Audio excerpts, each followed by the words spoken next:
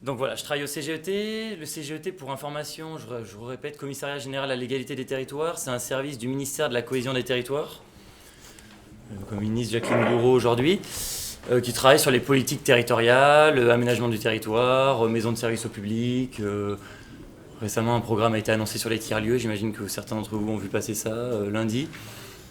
Qui travaille aussi sur des programmes comme Action Cœur de Ville et tout ce qui concerne la politique de la ville, les politiques des quartiers. Et bon, je ne vais pas détailler plus que ça. Nous, au sein du CGET, moi je travaille au sein de la mission stratégie de recherche et innovation, qui est une mission qui travaille sur comment l'acteur public peut soutenir l'innovation sociale et comment le soutien à l'innovation sociale oblige à repenser la posture de l'acteur public. Et en fait, c'est un peu ça qui nous amène aujourd'hui, enfin qui m'amène aujourd'hui, parce qu'on a tout un historique de travail sur, je dirais, deux axes. Un premier qui est comment en fait on part d'un constat plutôt, je dirais. On part d'un constat qui est les solutions aujourd'hui s'inventent dans les territoires et sont portées soit par des collectivités territoriales, soit par des acteurs privés, soit par des collectifs de citoyens. Et en gros, de plus en plus, elles sont portées en dehors de ce qu'on pourrait appeler l'action publique. Et en fait, nous, on constate que ces solutions s'inventent dans la société civile, elles sont portées par les acteurs de la société civile, mais elles ont parfois du mal à... on constate qu'elles sont un peu éparpillées. Il y a des réponses à Rennes, il y a des réponses à Nantes, il y a des réponses à Nantes du coup plutôt. Il y a des réponses à Lille. Il y en a dans des petits territoires ruraux. Et en fait, nous, ce qu'on essaye de travailler dans tout ça, c'est comment ces innovations sociales, ces nouvelles réponses à des besoins sociaux non satisfaits, elles peuvent s'essaimer et se diffuser d'un territoire à un autre. Donc ça, c'est un peu notre premier axe de travail, je dirais, c'est comment on travaille cette question de l'essaimage et comment on pense une ingénierie dédiée à l'essaimage. Je vais essayer d'aller assez vite parce que ce n'est pas forcément le sujet, mais c'est un peu pour que vous compreniez l'historique. Et le deuxième axe de travail, c'est comment on pense, et ça fait écho à l'essaimage, la constitution d'acteurs non publics à l'échelle nationale. C'est-à-dire comment on arrive à penser une échelle d'action nationale avec les acteurs qui portent ces solutions locales. Parce que nous... on travaille sur la cohésion des territoires et notre constat, c'est un constat un peu caricatural, mais c'est qu'on est pris entre deux visions. Une vision qui est la vision politique publique un peu aménagiste. Donc on constate un besoin et on déploie une politique publique sur tout le territoire national. Et une deuxième vision qui est donc très verticale, très descendante et qui a ses défauts et qui souvent échoue à atteindre ses objectifs, en tout cas est loin d'atteindre les objectifs espérés. Et une deuxième vision qui est... le constat, en rester au constat d'un foisonnement d'initiatives dans les territoires. Sur le mode, super, les territoires ont trouvé des solutions, laissons-les faire, et en fait, on n'a pas besoin d'intervenir, ou on reste sur le constat, voire si on intervient, on n'intervient que sur un mode de subvention, en fait. C'est-à-dire, on va vous aider ponctuellement, à coût d'appel à projet, à coût de subventions ponctuelles, 20 000 € par-ci, 30 000 € par-là, et en fait, ça ne fait pas système.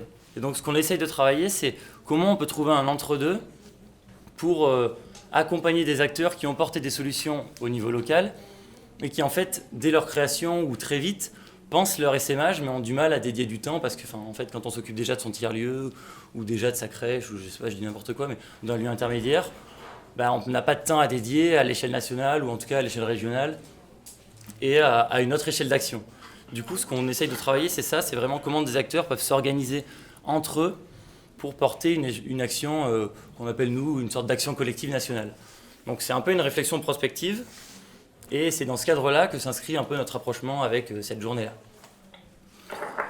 Puisque, comme je vous le dis, on avait travaillé l'an dernier sur les tiers-lieux, je ne vais pas revenir sur la dynamique des tiers-lieux et ce qui se passe en ce moment sur le programme national qui a été annoncé lundi. Mais on s'inscrit en tout cas dans ce cadre de travail-là. C'est nous qui avons accompagné Patrick Lévesque à la réalisation du rapport. Et dans ce cadre-là, en fait, et dans le cadre de nos travaux sur l'innovation sociale, on s'est rendu compte qu'il y avait tout un tas d'acteurs qui se reconnaissaient d'une action par les communs, d'une action par les communs, qu'on parlait de plus en plus de communs. Et en fait, on s'est rendu compte que ces acteurs étaient éparpillés, donc je ne vais pas me revenir sur le discours, et qu'il y avait un réel intérêt à les accompagner pour porter une action collective à l'échelle nationale. Et dans le même temps, on s'est aussi rendu compte que dans tout ce qui tourne autour des communs et des théories et des doctrines produites sur ce sujet, doctrine, je ne sais pas si c'est le bon mot, mais dans tous ces travaux sur les communs et la façon dont on pense les communs et dont ils ont été théorisés, il y avait des éléments qui pourraient nous aider à penser de manière un peu prospective, mais à penser aussi concrètement comment mettre en place une action collective. Donc, on lance une démarche qui s'inscrit dans la suite de nos travaux, avec les tiers-lieux open source, qui est un réseau de tiers-lieux, avec Art Factories, donc avec Jules qui participe avec nous de cette démarche. C'est un peu expérimental et c'est le début, donc si c'est pas très clair, c'est normal, mais je pourrais essayer d'éclaircir les choses. Donc les tiers-lieux open source, le réseau Art Factories, les lieux intermédiaires, le réseau français des Fab Labs et le CNAM et le CGET, on essaye de réfléchir à ce que c'est que l'agir par les communs. Et donc, on a essayé de tisser un fil entre commun, droit et action publique. Et l'objectif, c'est comment, avec ces acteurs qui se reconnaissent d'une action par les communs, à travers leur lieu, mais aussi avec d'autres acteurs qui se reconnaissent d'une action par les communs dans le numérique ou autre. Et donc, comment, avec le réseau français des Fab Labs, les lieux intermédiaires, qui se reconnaissent d'une action par les communs à travers leur lieu, on pense à la fois la manière de lever des obstacles juridiques, premier point, et deuxième point, comment on pourrait même penser une nouvelle façon de fabriquer le droit. C'est-à-dire à quel point dans ces lieux-là, dans ces façons d'agir, se développent de nouvelles formes d'aborder le droit, de nouvelles formes de régulation, d'autorégulation, qui peuvent nous permettre de faire évoluer la façon qu'on a aujourd'hui de penser la fabrique du droit, pour aller très vite. Et donc pour nous, et je pense que le constat est partagé par les acteurs, pour faire ça, on pense qu'il y a besoin d'essayer de fédérer, d'avoir une dynamique un peu d'action collective, de travailler ensemble pour porter des sujets à l'échelle nationale. Et donc ce qu'on essaye de faire, c'est de lancer une dynamique de structuration, de travail ensemble, entre réseaux et avec d'autres acteurs type Open Food France, et avec des juristes comme Lionel Morel, et comme des acteurs comme la Coop des communs. Voilà, l'objectif, c'est de réunir tous ces acteurs qui ont déjà commencé à travailler sur les communs, qui ont déjà produit des choses, comme le réseau Art Factories a déjà produit un livrable sur les communs il y a 2 ou 3 ans, je ne sais plus. L'objectif, c'est vraiment comment, ensemble, on peut mutualiser nos travaux et coopérer, se fédérer pour porter à la fois une parole commune sur ce sujet et une action commune, collective, c'est beaucoup de fois le mot commun, sur ce sujet à l'échelle nationale. Donc, je ne sais pas si c'est clair, mais donc, l'objectif, c'est de traiter des problématiques juridiques. Pour ce faire, on intuit tous qu'on a besoin de s'assembler et de se fédérer. Et autour de cette fédération, c'est cette fédération que nous, on se propose d'accompagner ou à laquelle on a envie de contribuer. Mais on ne veut pas se positionner comme le CGET va structurer le réseau des communs ou va dire ce que sont les communs. Donc c'est pour ça que c'est un peu expérimental. C'est-à-dire qu'on ne veut pas poser de définition a priori de ce que sont les communs, de ce qu'est cette action collective. On pense qu'elle va se construire au fil du temps et au fil des rencontres, mais au fil de nos rencontres de travail, et que c'est de cette dynamique collective qu'on va faire émerger une sorte de cadre conceptuel qu'on ne veut pas poser a priori en fait.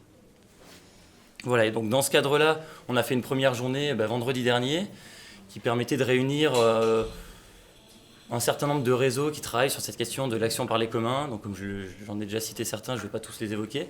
Des juristes et des chercheurs pour commencer à travailler. Et le thème de la journée, après je passerai la parole à Olivier. Le thème de la journée, c'était qu'est-ce qu'on a en commun, donc comment on peut clarifier quelles sont nos valeurs communes, nos modes d'action partagés, qu'est-ce qu'on fait en fait qui nous réunit, qu'est-ce qui nous réunit, donc qu'est-ce qui nous fédère. Et deuxième point, comment on pourrait s'organiser pour traiter des problématiques qu'on a en commun.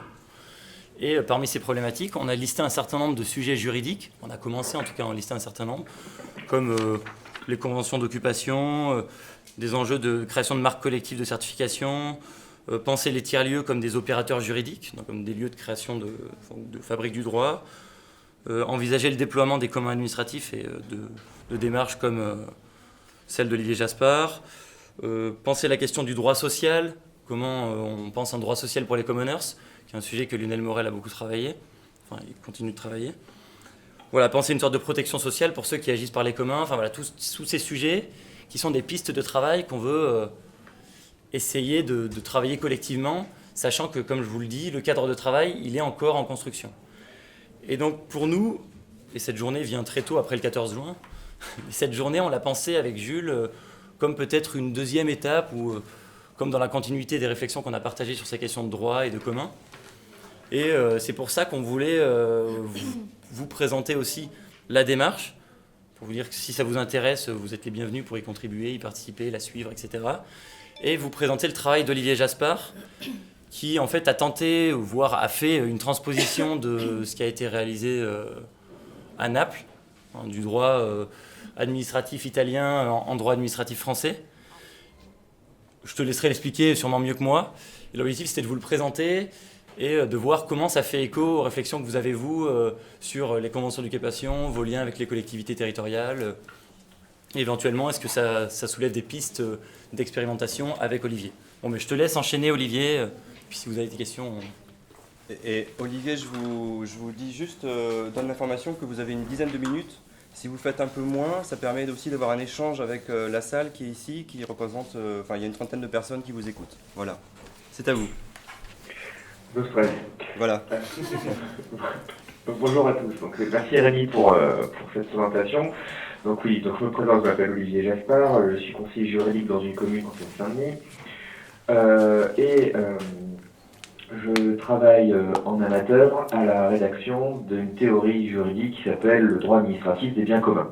Comment les biens communs sont abordés par le droit public, qui est un droit dérogatoire et qui est un droit, qu'on dit toujours, un droit exorbitant du droit privé qui légitime en fait l'action administrative. À cette occasion, j'ai découvert il y a bientôt un an la mise en place en Italie, alors c'était pas à Naples, hein, c'était les chartes de Bologne, par le cabinet Lapsus, le laboratoire de subsidiarité horizontale italien, qui regroupe des chercheurs, des juristes et des praticiens. La mise en place de règlements d'administration partagés, qui permet en fait à ce que les communes, les collectivités territoriales en général, puissent déléguer l'exécution de missions d'intérêt général directement aux personnes physiques qui en font la demande. Donc j'ai utilisé la traduction, la version française de ce document et j'ai essayé de le transposer avec les règles juridiques à la française. Nous ne pouvons pas utiliser la constitution italienne qui permet en fait ce qu'ils appellent la subsidiarité horizontale, donc qui permet à ce que chaque citoyen puisse entreprendre directement l'administration, la gestion de leurs services publics, mais nous disposons d'un cursus de dispositifs jurisprudentiels et législatifs qui permettent en fait à ce que l'administration puisse solliciter le concours des citoyens à l'exécution des services publics. Sans aller plus dans le détail, j'ai créé un règlement, le règlement d'administration mis en commun. L'administration ne peut pas se partager en France, vu que l'article 72 de la Constitution dit que les collectivités territoriales s'administrent librement par des conseils élus.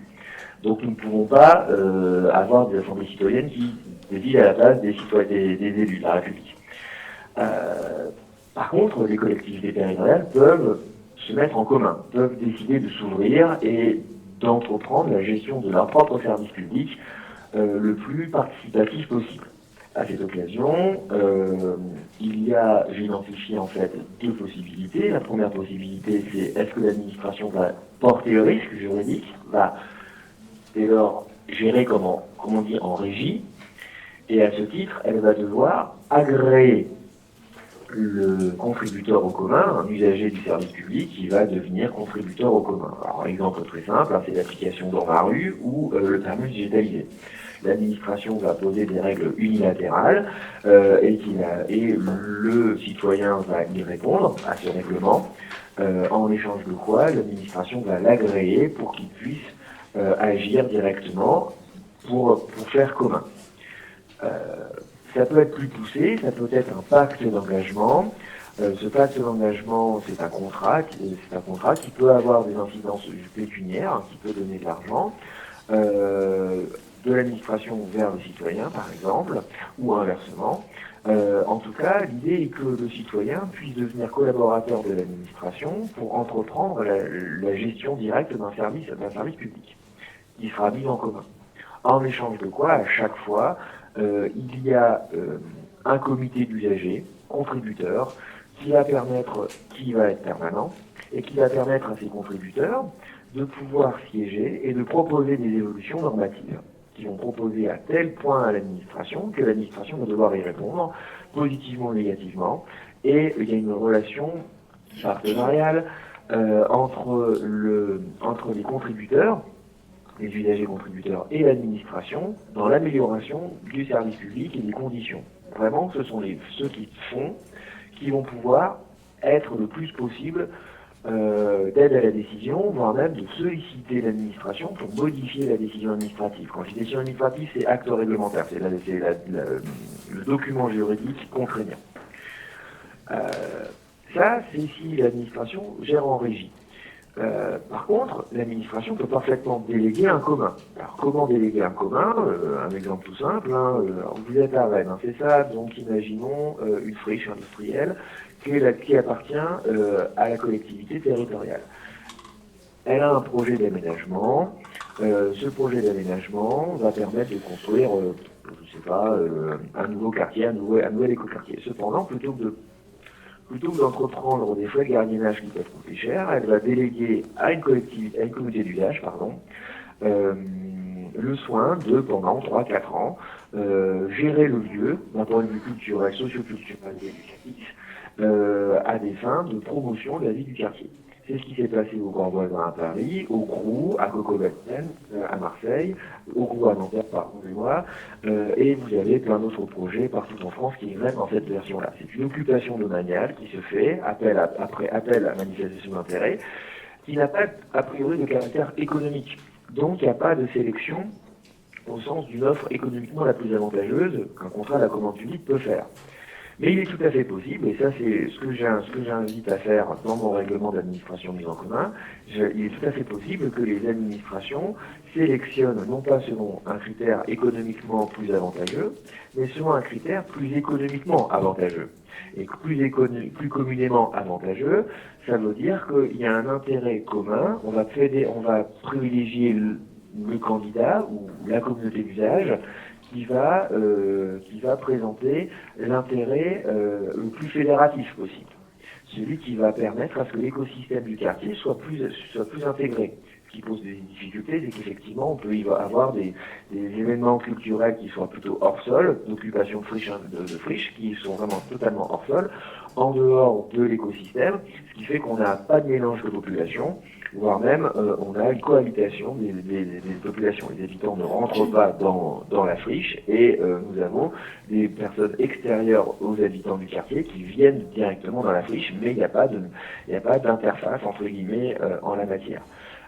Donc juridiquement parlant, les collectivités territoriales qui veulent mettre en place ces actions vont pouvoir entreprendre une procédure de sélection préalable, mais non pas sur une optique uniquement pécuniaire et économique.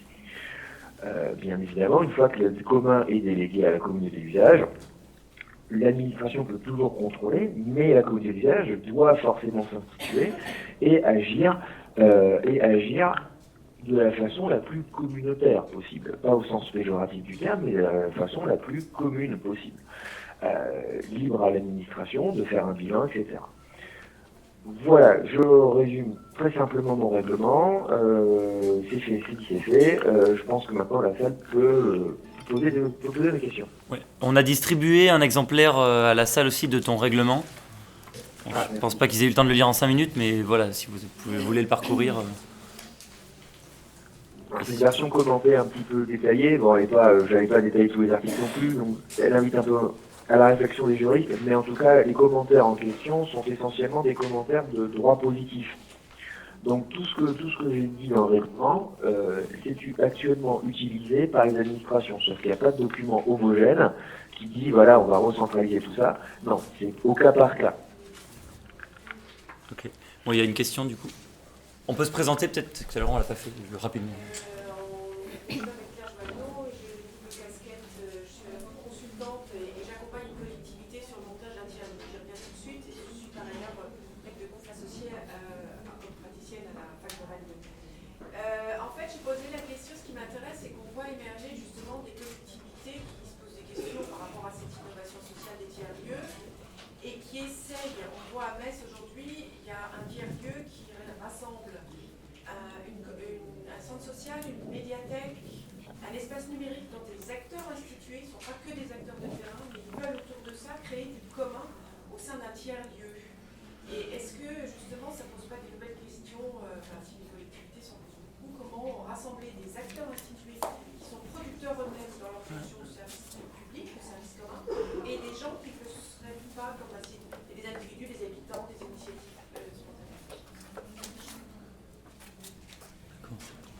c'est... Alors, excusez-moi, tu- est-ce que quelqu'un pourrait me retranscrire la question parce que j'ai pas entendu forcément toute la question. La question, c'est qu'est-ce que ça soulève qu'est-ce que ça soulève comme question, le fait que des collectivités veuillent créer des tiers-lieux qui rassemblent différents acteurs, à la fois institutionnels, type CCAS, collectivités, et des citoyens, individus, personnes physiques. D'accord. En gros, la question, c'est quelle articulation entre personnes physiques et personnes morales. D'accord. Quelle transformation, quelle fonction on donne, les nouvelles fonctions de service public on donne à une médiathèque ou à un centre social à partir du moment où il vient dans un tiers-lieu, il va tout à fait faire comme avant. Est-ce que ça bouge? D'accord. Comment on met du collectif là-dedans en matière de gouvernance? Question. Ok. Tu réponds? Tu veux que je réponde? Moi, je vais donner juridiquement parlant. Je te laisse répondre politiquement si ça ne te dérange pas. Juridiquement parlant, en fait, ce qui va se passer, c'est qu'on va geler l'institutionnel. Donc, d'un point de vue très juridique, très institutionnel, en principe, soit on crée une personne morale.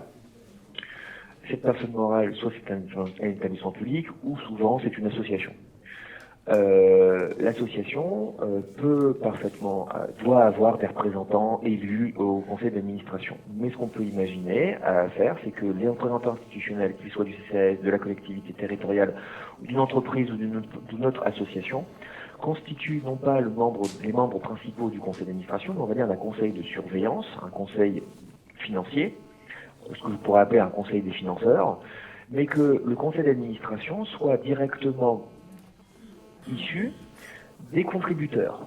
Donc que ces contributeurs, quel que soit leur statut, qu'ils soient agents ou usagers citoyens, ou même professionnels, membres de l'association ou de l'entreprise qui y travaillent. Toujours est-il que ce conseil d'administration vise uniquement des finalités politiques en lien du commun, donc en objet social de l'association ou de la personne. Ça, c'est une possibilité. Ensuite, il y a la possibilité de la convention. On passe une convention et qui définit les flux financiers. Essentiellement, l'enjeu principal de la mise en place d'un tiers-lieu avec plusieurs collectivités, ça sera, à mon sens, soit l'administration va porter totalement le risque, soit l'administration va partager le risque. On peut imaginer un GIP, un groupement d'intérêt public, ou une forme associative. Mais à ce moment-là, il va falloir geler ou neutraliser les institutionnels pour permettre à ce que la direction soit le plus communautaire possible en la matière. Voilà, je finis rapidement. Vous voulez que je rajoute c'est une question super difficile, je trouve, en fait. Mais pour être très clair, c'est une question qui se pose à l'Ivry-Gargan pour mettre en place une communauté professionnelle de santé. C'est exactement, c'est une question que je dois mettre en place et voilà, ça se présente aujourd'hui à Livry-Gargan, qui n'est pas la ville la plus communophile de France. Je trouve qu'il y a des réponses, en tout cas, à travers des formes comme la SIC, par exemple, qui laissent la réponse, elle est dans des formes de gouvernance un peu nouvelles qui sont inventées pour donner la place à chacun. Sauf à moins que l'ensemble des institutions publiques se pensent comme des communs demain, mais c'est pas encore tout à fait le cas. Donc du coup, on est obligé de trouver des formes un peu hybrides de gouvernance. La SIC, pour moi, est un peu une réponse avec un collège d'acteurs publics, un collège d'acteurs privés, et un collège de citoyens, pour donner un peu, pour contrebalancer un peu et donner à chacun un poids dans la gouvernance. Mais bon, ça s'invente au quotidien. La SIC en tant que tel est un très bon outil. Excuse-moi, je t'interromps. Est un très bon outil. Après, il ne faut pas oublier que la SIC est une société, donc il y a une certaine forme de lucrativité qui est à mettre en place. Par conséquent, tout ce qui concerne,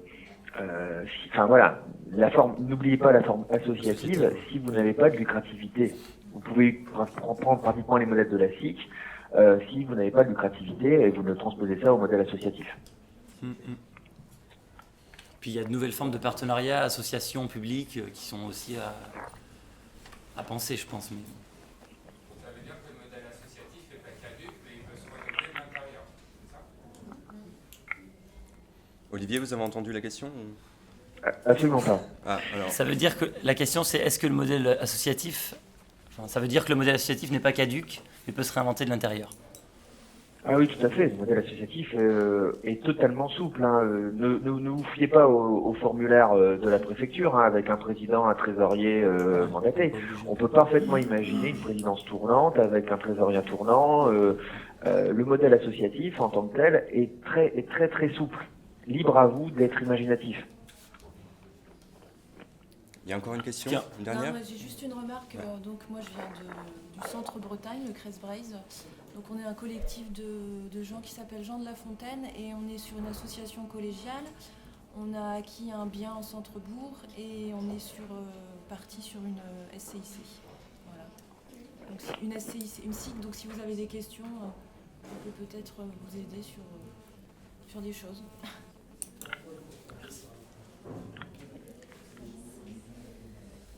Est-ce qu'il y a d'autres questions, d'autres interventions?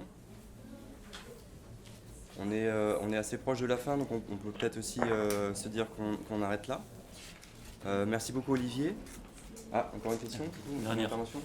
Est-ce qu'il y a déjà des collectivités avec lesquelles vous avez pu être en contact qui s'y ont pu, ou des agents qui ont pu se dire intéressés par une réflexion sur ce règlement administratif que tu as mis en place? Alors oui, il y a des collectivités qui sont très intéressées. La commune de Grenoble a principalement intéressé. D'autres candidats à la candidature semblent intéressés pour les municipales. Mais à l'heure actuelle, personne ne met en place ça. Ou en tout cas, personne n'a décidé de mettre de manière systémique un règlement qui permette en fait de prendre ces initiatives. C'est souvent du cas par cas. Un permis digitalisé, ça va être du cas par cas. Une plateforme de covoiturage, ça va être une délibération spécifique. Ou pareil, une autorisation d'occupation domaniale, ça sera vraiment très ciblé. Il n'y a pas de rendu compte systématique pour l'instant. En tout cas, la volonté politique des élus n'est pas là-dedans.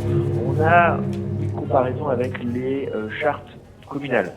La ville des Molières a mis en place une charte éthique, entre guillemets, pour mettre en place son administration en commun. Mais ils appellent ça une constitution de ville. Mais pour moi, ce n'est pas du droit positif. C'est juste une profession politique, une profession de foi politique. Et juste pour rajouter, il y a des réflexions. Enfin, tout ça, c'est pas nouveau, mais c'est en réflexion. Il y a pas mal d'acteurs qui commencent à le travailler.